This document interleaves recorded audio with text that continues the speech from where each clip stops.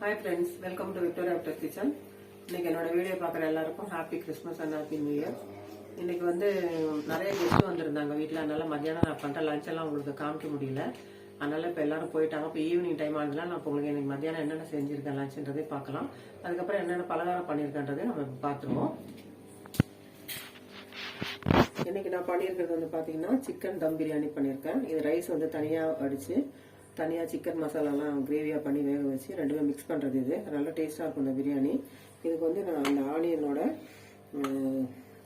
Carrot, அப்புறம் வந்து ஆனியனும் கேரட்டுமே சீவி போட்டு அதுலேயே தேங்காய் எல்லாம் சீவி போட்டு அதுக்கப்புறமா கொஞ்சமாக சுகர் உப்பெல்லாம் போட்டு பண்ணிட்டு இது நல்லா டேஸ்ட்டாக இருக்கும் இது இதோட சாப்பிட்றதுக்கு.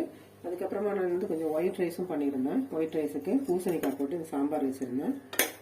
அதுக்கப்புறமா இந்த சாம்பாருக்கு வந்து மட்டன் உருளைக்கிழங்கு போட்டு ஃப்ரை பண்ணி வச்சுருந்தேன். இந்த கத்திரிக்காய் வந்து சட்னி நல்லா இருந்தது, பிரியாணிக்கு நிறைய இருந்தது, எல்லாம் காலி ஆயிடுச்சு.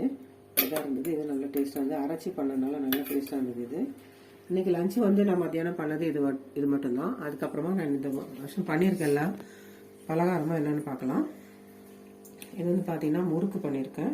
இந்த முறுக்கு வந்து அரிசி மாவு தான். அரிசி மாவில் வந்து 1 கிளாஸ் அரிசி மாவுக்கு 1/4 கிளாஸ் வறுத்த உளுந்து போட்டு அரைச்சி மிஷினில் அரைச்சிட்டு இருந்தால் பண்ணியிருக்கேன். நல்லா கிறிஸ்பியாக இருக்கும் முறுக்கு, நல்லா டேஸ்ட்டாகவும் இருக்கும். இது வந்து செமையாக இருக்கும். அதுக்கப்புறமா வந்து பார்த்தீங்கன்னா இது அச்சு முறுக்கு பண்ணியிருந்தேன். இது வந்து நான் வந்து அரிசி மாவில் தான் பண்ணியிருக்கேன். நிறைய பேர் வந்து இந்த மைதா மாவில் பண்ணுவாங்க. நான் வந்து எப்பவுமே அரிசி மாவில் தான் பண்ணுவேன். இது வந்து நல்லா கிறிஸ்பியாக இருக்கும். இது 1/4 கிலோ அரிசி மாவுக்கு 3 முட்டை அந்த மாதிரி சேர்த்து இது பண்ணுறது. இதுவும் டேஸ்ட்டாக இருக்கும். அதுக்கப்புறமா இது வந்து பார்த்தீங்கன்னா இந்த கேரளா சைடில் இது வந்து பொட்டி அப்பம்னு சொல்லுவாங்க. இது வந்து காரமாக பண்ணுறது. இதில் வந்து மைதா மாவோடையே மிளகாத்தூள், கருஞ்சீரகம், சீரகம் எல்லாம் சேர்த்து எண்ணெய் ஊற்றி நல்லா பிசைஞ்சு மெலிசாக திரட்டிட்டு அதை கட் பண்ணி எண்ணெயில் பொரிச்சு எடுத்துடணும். அவ்வளோதான் இது வேலை. இது வந்து பார்த்தீங்கன்னா இது ஸ்வீட்டாக பண்ணுறது நான்.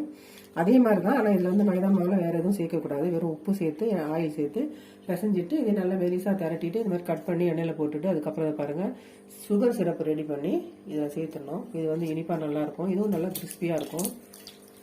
அந்த சாஃப்டாவது நல்லா கிறிஸ்பியாக இருக்கும். அதுக்கப்புறமா நான் பண்ணியிருக்கிறது பார்த்தீங்கன்னா இன்றைக்கி கேக்கு பண்ணியிருந்தேன். ப்ளம் கேக்கு தான் பண்ணியிருந்தேன். இதில் வந்து நிறைய நட்ஸ் எல்லாம் போட்டு ப்ளம்ஸ் எல்லாம் போட்டு பண்ணியிருந்தேன். இது நல்லா டேஸ்ட்டாக இருக்கும். அதுக்கப்புறம் இந்த கேரளா சைடில் உண்ணி அப்பம்னு சொல்லுவாங்க. இதுவும் அரிசி மாவில் பண்ணுறது தான். இது இன்றைக்கி பண்ணியிருந்தேன். இன்றைக்கி நான் இந்த பண்ணது இந்த அளவு இந்த பலகாரம் மட்டும்தான் பண்ணியிருந்தேன். லஞ்சும் பண்ணியிருந்தேன். இந்த வீடியோ உங்களுக்கு பிடிச்சிருந்ததுன்னா லைக் பண்ணுங்கள், ஷேர் பண்ணுங்கள், கமெண்ட் பண்ணுங்கள். மறக்காமல் விக்டோரியா ஆஃப்டர் கிச்சனுக்கு சப்ஸ்கிரைப் பண்ணுங்கள். தேங்க்யூ.